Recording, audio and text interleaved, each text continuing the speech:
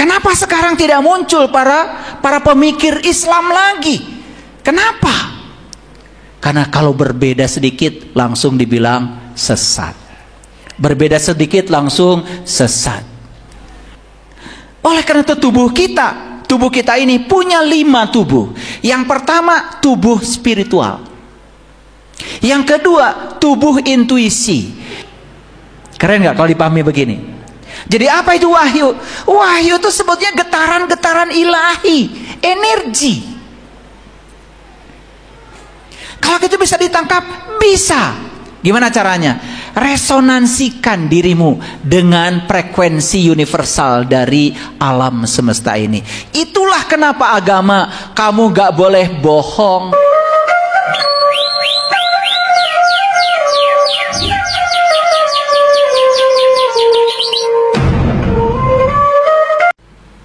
Ya, nah, oke. Baik Bapak Ibu. Itu baru kuliah ringkas-ringkas yang sederhana ya. Kita bicara fakta-fakta yang terjadi, lalu semoga setelah itu memunculkan satu keinginan. Oh, oke. Jangan-jangan yang selama ini saya pelajari ini bukan perintah Allah. Ini jangan-jangan saya cuma mengikuti perintah seperti kebanyakan orang, masuk dalam level tradisi. Sehingga jangan-jangan saya cuma menjalankan tradisi-tradisi itu, tapi saya tidak menjalankan perintah Allah dengan sesungguhnya. Oke, sekarang saya akan loncat lebih jauh lagi. Bapak Ibu, pakai listrik di rumah? Oke. Berapa watt? Teuing cenah sabaraha. Nu penting mah hurung. Kalau habis keramas, yang penting hair dryer nyala. Yang penting kalau di dapur blender nyala, itu aja. Ya, oke, nggak apa-apa, karena kebiasaan kita begitu. Bapak Ibu, listrik ini ditemukan dalam proses yang sangat panjang. Proses yang sangat panjang. Mulai dari zaman Yunani kuno sampai sekarang kita hidup di abad di mana listrik sudah mendominasi segala aspek kehidupan. Ya. Kita sekarang Bapak Ibu sedang menggunakan listrik itu, namanya listrik arus bolak-balik. Disebut alternating current. Dulu sebelum Nikola Tesla lahir, semua orang di dunia menggunakan listrik arus arah, namanya direct current. Dan ternyata lompatan teknologi membuat sekarang ini semua orang bisa menggunakan listrik, dan listrik yang digunakan itu dibandingkan dulu zamannya arus arah ke arus bolak-balik mengalami loncatan yang sangat luar biasa, lebih efektif dan efisien penggunaannya. Apa pesan yang mau saya sampaikan? Kita ini kan terkadang sekarang ini tidak pernah tahu asal usul, sehingga rasa syukur kita terhadap apa yang ada ini kurang. Betul nggak? Pernah nggak Bapak Ibu berpikir bagaimana ya listrik itu ditemukan? Siapa-siapa saja orang yang merintis listrik itu sampai kita bisa menikmati semua energi listrik dalam segala aspek kehidupan? Pernah nggak? Tidak. Padahal Allah mengatakan di dalam hadis qudsi, firman beliau begini, kuntu kanzan mahfian wa ahbabtu an u'rifa fa khalaqtu khalqat. Sesungguhnya aku adalah suatu perbendaharaan yang tersembunyi. Aku ingin agar aku dikenali, maka aku ciptaan alam semesta ini sebagai ciptaanku, agar dengan ciptaan itu kalian dapat mengenali aku. Jadi ternyata alam semesta ini adalah jalan untuk mengenali aku. Jadi ilmu pengetahuan itu sekarang sudah menjadi pintu, portal untuk memasuki, mengungkap segala rahasia yang tersembunyi di alam semesta.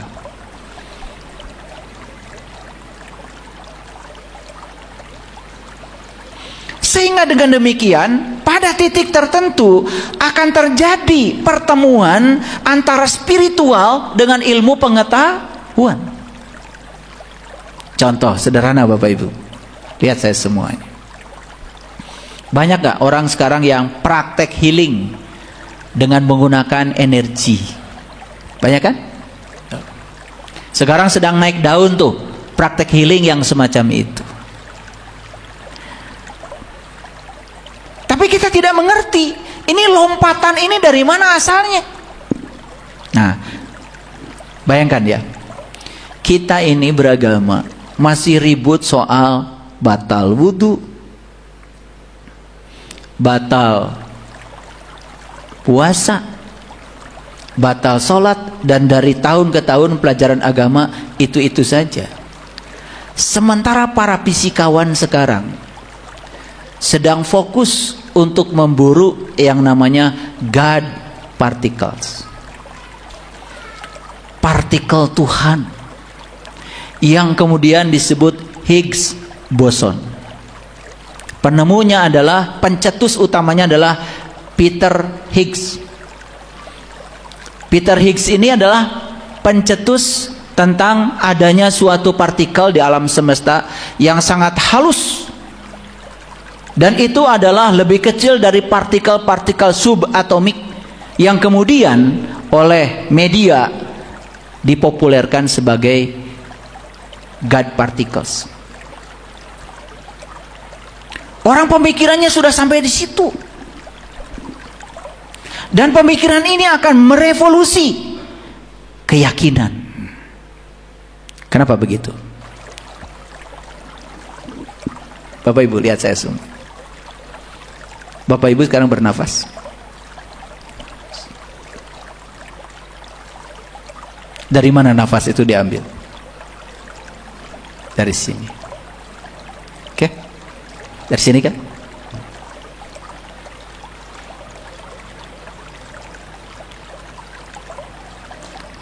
Ketika Bapak Ibu bernafas, berarti Bapak Ibu mengambil energi.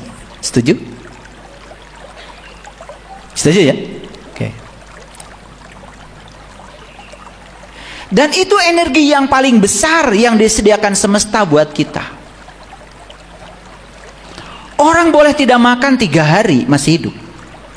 Orang boleh tidak minum 3 hari dan masih hidup. Tapi orang tidak mungkin tidak mengambil nafas dari ruang kosong ini 5 menit. Setuju? Kalau begitu, mana energi yang lebih besar? Dari makanan, dari minuman, atau dari ruang kosong ini? Oke. Sadar nggak?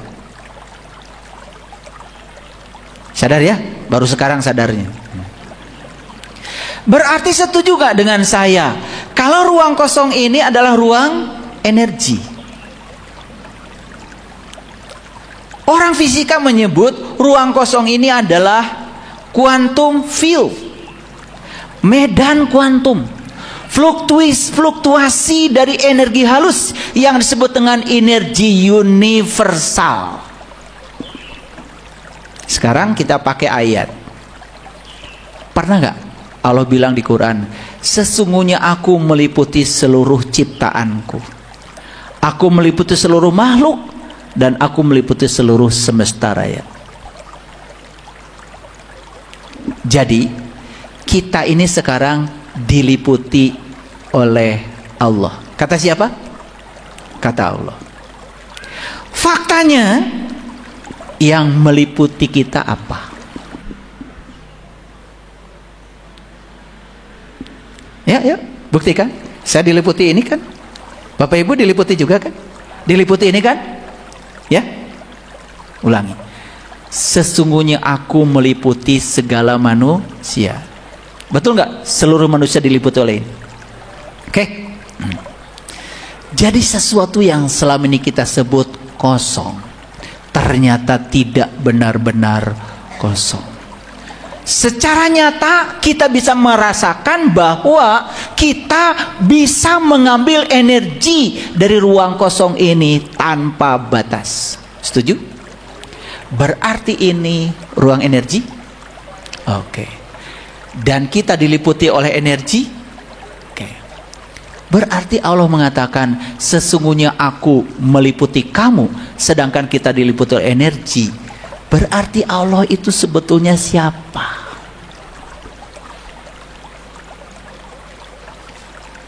Makanya ada hukum kekekalan energi. Energi itu tidak bisa diciptakan dan energi tidak bisa dimusnahkan. Nah, yang tidak bisa diciptakan, tidak bisa dimusnahkan, siapa?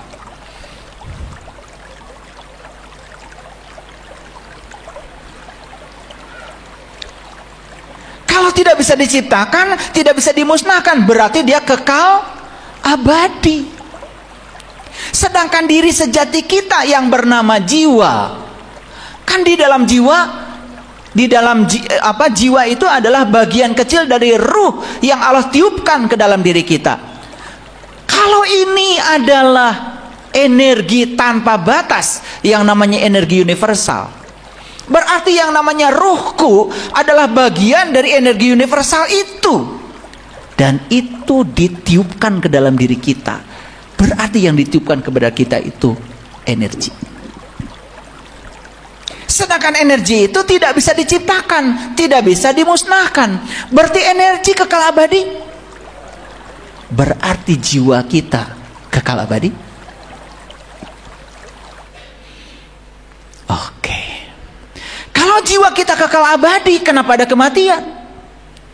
Loh, kematian itu apa sesungguhnya? Sekarang pahami. Ternyata yang namanya jiwa itu energi. Jiwa itu adalah energi, frekuensi, vibrasi. Jadi sekarang yang namanya jiwa yang sedang menghidupi kita saat ini adalah energi yang memiliki frekuensi tertentu yang sedang hadir di sini. Pada suatu saat energi ini tahu kalau tubuh kita tidak layak pakai lagi, tidak resonan lagi secara fisik dengan energi itu, maka energi itu akan memilih keluar dari sini. Itu yang disebut dengan proses transisi energi. Pertanyaannya, ketika keluar dari sini, energi itu masih ada? Jadi yang namanya mati itu sebetulnya cuma transisi energi memasuki dimensi yang baru. Dia bergetar, bervibrasi di dimensi baru itu untuk melanjutkan proses perjalanan selanjutnya, untuk menemukan tubuh material agar dia beresonansi lagi. Itu yang disebut dengan kehidupan demi kehidupan yang selanjutnya. Lalu kenapa sekarang manusia menjadi takut dengan kematian? Selama ini kita menganggap yang namanya Tuhan, Allah, apapun namanya, itu adalah suatu entitas eksternal yang di luar diri kita, yang bisa diperintah oleh kita sesuka kita. Padahal dia adalah energi yang meresap pada seluruh ciptaannya tanpa batas. Bayangkan ya, ilmuwan-ilmuwan di zaman dulu sudah bicara ini. Sudah bicara ini. Apalagi sekarang teknologi sudah begitu luar biasa membuktikan semuanya. Sesuatu yang dulu disebut mistis, bahkan sekarang sudah dibuktikan kebenarannya. Sesuatu yang dulu disebut metafisik, bahkan sekarang jadi fisik. Contoh, tidak ada orang yang bisa membayangkan dulu zaman telepon masih pakai kabel, bahwa kita bisa menelepon tanpa kabel. Mungkin saat itu orang berpikir menelepon tanpa kabel itu adalah mistis, tahayul, itu hanya halusinasi pikiran. Tetapi kemudian ketika rahasia semesta terungkap oleh orang-orang yang tekun mengungkap itu dan dipakai oleh Allah untuk mengungkap rahasianya, apa yang terjadi? Ditemukanlah teknologi nirkabel, sehingga sekarang tidak usah repot dengan kabel. Kita bisa berkomunikasi dengan semua orang di belahan dunia manapun. Sekarang pertanyaannya Bapak Ibu, apakah Bapak Ibu ketika menerima WA, sebut saja isinya video, sebut saja isinya audio atau lagu, sebut saja isinya adalah tulisan, apakah yang datang ke sini itu adalah gambar? Apakah yang datang ke sini itu adalah suara? Apa yang datang ke sini itu rabul tuh tulisan? Bayangkan, di masjid ini semua orang dapat WA isinya tulisan. Kalau tulisan itu bisa disaksikan, betapa pusingnya kita di sini, betul? Semua itu nyaris tidak kelihatan, tetapi ternyata nyata dan bisa dibuktikan. Buktinya HP kita bergetar, WA masuk, tulisan masuk, video masuk, audio masuk, lagu masuk, caci maki juga masuk. Betul? Jadi yang datang ke sini apa Bapak Ibu? Energi yang disebut dengan gelombang elektromagnetik. Lalu energi yang masuk ke sini itu apa sebetulnya di dalamnya? Di balik energi itu ada yang namanya informasi. Informasi wujudnya video, audio, tulisan, sehingga Bapak Ibu bisa terima informasi. Oh, ternyata suami saya lagi di kantor. Kan informasi. Tapi yang datang ke sini apa? Energi. Jadi di balik energi ada apa? Informasi. Kan semuanya yang mau disampaikan bukan energinya, yang mau disampaikan adalah informasinya. Setuju? Sekarang Bapak Ibu, di sini ada lautan energi. Apakah di sini ada informasi? Kenapa ya sekarang kita tidak bisa menangkap informasi yang berjubel di sini?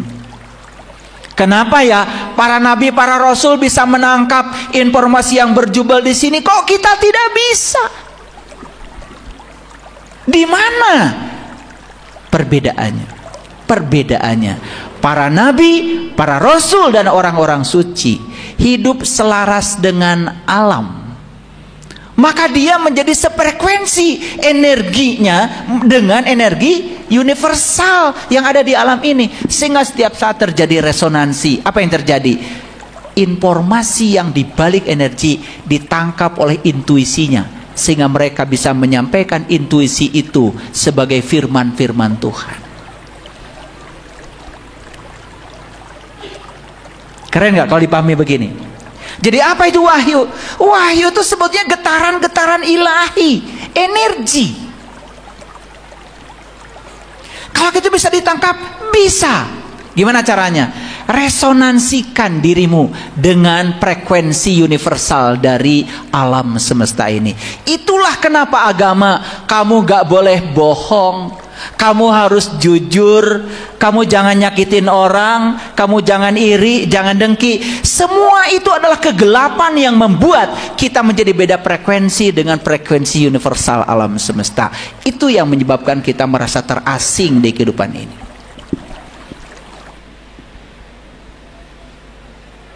Bapak Ibu, energi yang di sini itu ada energi yang bersifat fisik, bisa ditangkap oleh alat komunikasi ini.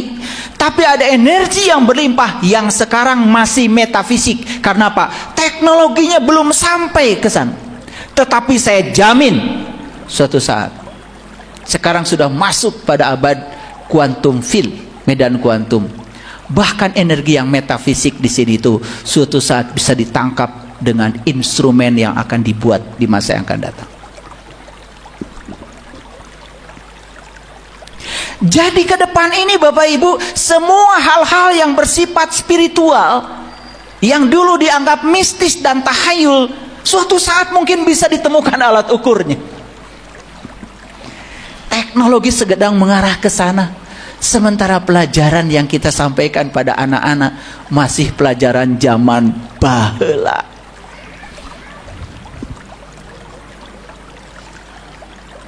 Sementara anak-anak disuruh belajar bioteknologi, bioelektrik, biofisika, kuliah di perguruan tinggi, dan mereka menganggap pelajaran yang mereka dapat di universitas seakan-akan itu adalah urusan duniawi yang terpisah dengan agama. Karena kita memahami agama bahasanya harus bahasa tertentu. Sedangkan bahasa energi universal ini adalah bahasa universal. Bahasa rasa yang bisa ditangkap oleh akal universal. Oleh karena itu tubuh kita ini punya 5 tubuh. Yang pertama tubuh spiritual. Yang kedua tubuh intuisi. Yang ketiga tubuh energi. Yang ketiga tubuh mental. Yang keempat tubuh energi. Dan yang kelima adalah tubuh fisik yang paling kasar. Nah sekarang Bapak Ibu, tubuh fisik yakin yang paling kasar? Oke, ada berapa tubuh tadi? Tubuh spiritual paling tinggi, tubuh intuisi, tubuh mental, tubuh energi, tubuh fisik. Setuju ya? Tubuh fisik paling kasar? Oke. Sekarang kita sedang menangkap semua yang ada di alam semesta ini sebagai realitas dengan menggunakan tubuh fisik, bukan? Setuju? Setuju ya? Di tubuh fisik ada yang namanya panca indera. Nah, panca indera ini berarti terbatas atau tidak terbatas? Contoh, panca indera tidak bisa melihat semua gelombang elektromagnetik yang ada. Ada gelombang elektromagnetik yang masuk ke HP ini nggak bisa lihat. Cahaya yang tidak tampak. Cahaya yang bisa disaksikan oleh panca indera cuma cahaya ini aja, yang warna putih. Padahal di sini ada banyak spektrum gelombang elektromagnetik yang tidak tampak. Terbatas? Oke. Telinga kita hanya bisa mendengar 20 Hz sampai 20.000 Hz. Di bawah 20 Hz gak terdengar. Di atas 20.000 tidak terdengar. Gak jelas lagi. Bahkan rusak telinga kita. Ada batasan? Oke. Kesimpulannya, apakah realitas semesta yang Bapak Ibu lihat dengan panca indera adalah realitas yang sebenarnya? Bukan. Karena kita melihat dengan sesuatu instrumen yang sangat terbatas. Kesimpulannya, apakah realitas ini misteri? Apakah di sini banyak rahasia? Banyak. Apakah di sini ada rahasia yang tanpa batas? Ini masalah. Dulu setelah Islam itu ditinggalkan Nabi Muhammad, lahirlah ulama-ulama besar, penulis-penulis tafsir dengan pemikiran mereka yang cocok di zamannya mereka sendiri-sendiri. Dan setelah mereka, lahirlah orang-orang skeptis yang menganggap seakan-akan ajaran yang paling benar adalah ajaran yang dulu, dan sekarang tidak boleh lagi ada pemikiran-pemikiran baru tentang ajaran. Berlawanan nggak dengan hukum alam? Kenapa sekarang tidak muncul para pemikir Islam lagi? Kenapa? Karena kalau berbeda sedikit langsung dibilang sesat. Berbeda sedikit langsung sesat. Ini yang menghukumi kita. Jadi kita dipenjara. Dipenjara oleh pengetahuan yang sempit. Yang kedua, dipenjara oleh metodologi yang itu-itu saja dari waktu ke waktu yang sudah usang. Pendidikan agama di lembaga-lembaga pendidikan sekarang masih menggunakan pendekatan-pendekatan yang seperti di zaman dulu.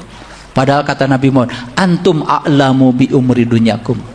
Di zamanmu nanti teknologi sudah berkembang, peradaban sudah berkembang.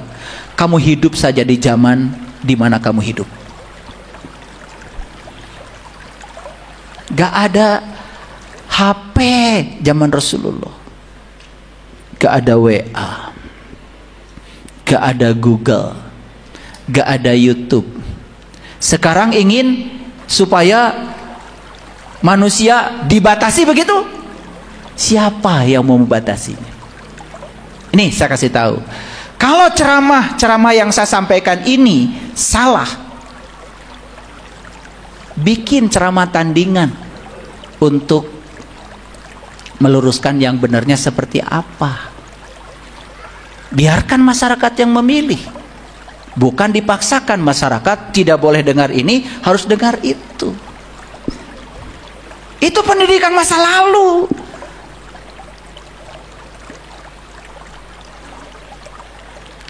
Jadi hari ini kuliahnya agak berat sedikit. Oke. Berarti jiwa ini energi bukan? Energi. Berarti jiwa itu kekal apa tidak? Kekal. Jadi sebutnya ketika kita mati, jiwa kita tidak hancur. Akan meneruskan perjalanan dalam dimensi frekuensi dan vibrasi yang baru. Energi sama dengan konstanta kali frekuensi. Energi dalam fisika adalah H konstanta Planck dikalikan frekuensi. Jadi di alam semesta ini ada suatu konstanta, ada yang konstan. Dan agar energi meningkat, tidak boleh meningkatkan yang konstan, rubah frekuensinya. Makanya kita berbuat amal, kita memberi pada orang. Hadirin, tidak ada pemberian buat orang lain.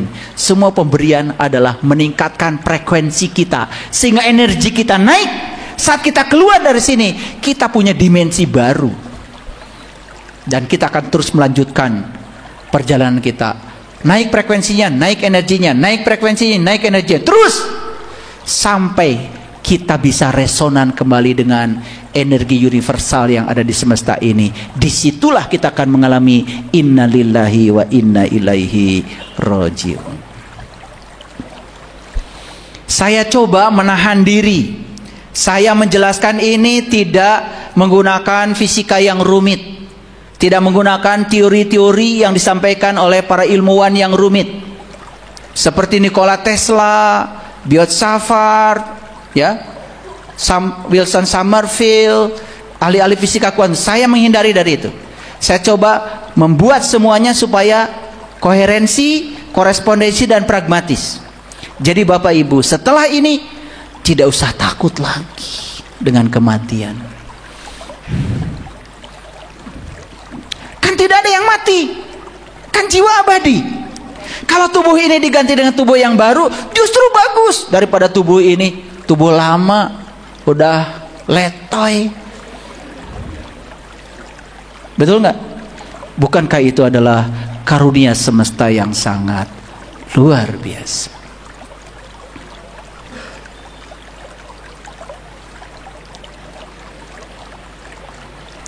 Di kesempatan yang kemarin saya cerita tentang MRI, masih ingat? Magnetic Resonance Imaging. Saya bicara CT scan, ya, computerized tomography scan. Kan semua itu sebetulnya produk-produk dari yang sesuatu yang dulu dianggap metafisik sekarang sudah menjadi fisik. Bahkan yang sekarang dianggap metafisik nanti ke depan akan menjadi fisik.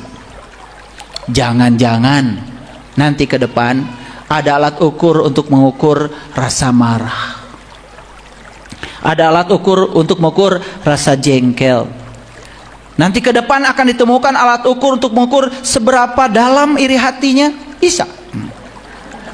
Karena kemungkinan masalah-masalah mental nanti yang sekarang metafisik akan menjadi fisik. Temuan-temuan tentang partikel-partikel subatomik sudah mengarahkan ke sana. Bukti, dulu yang tidak terlihat terbungkus di perut kita, dengan MRI semuanya jadi kelihatan jelas. Ada batu di ginjal, dulu nggak bisa kelihatan, sekarang terang benderang batunya. Jadi itu yang disebut dengan quantum tunneling effect. Itu yang disebut dengan efek terobosan kuantum. Kenapa? Karena manusia sadar sekarang bahwa yang disebut dengan materi ternyata gelombang. Yang disebut dengan gelombang ternyata materi. Itu namanya dualisme gelombang partikel. Itulah yang membuat MRI tercipta, CT scan tercipta, dan dokter sekarang bekerja lebih mudah tidak menggunakan ilmu duga-duga. Betul nggak? Pasti. Kalau dulu duga-duga, sudah dioperasi ginjalnya, ternyata batuna. Betul nggak? Tapi kan tetap dibayar. Betul nggak? Paling juga ya, yang membedahnya bisa beli batu buat bangunan. Batu tapi sekarang nggak bisa, sudah ada MRI. Nah itu yang disebut dengan efek terobosan. Jadi Bapak Ibu, yang menerobos sampai bisa masuk, itu bisa memotret benda-benda yang tertimbun di perut di mana saja. Apa itu? Energi. Dia bukan sebagai materi, sebagai gelombang. Dan ternyata pemikiran-pemikiran klasik sekarang berubah menjadi pemikiran modern.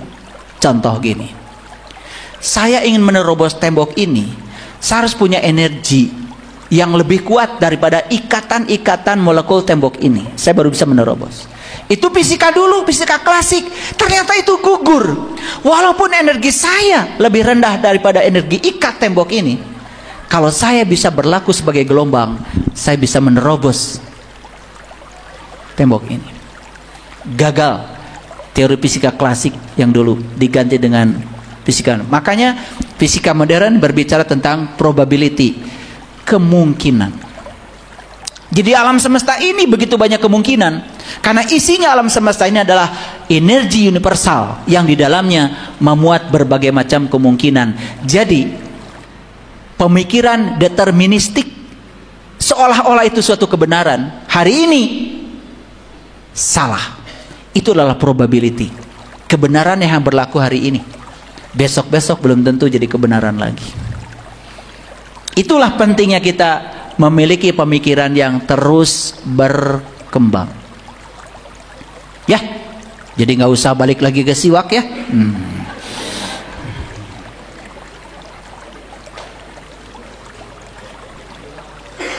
Kalian buka puasa makan kurma, maniasa soleh. Karunya atau tukang ganas, tukang salak, bu, korma wae. Nah ibu buka saumna ngau korma. Rasulullah juga dulu pakai kurma. Bu, Rasulullah pakai kurma bukan sebagai ajaran. Waktu itu di Arab dari dahareun.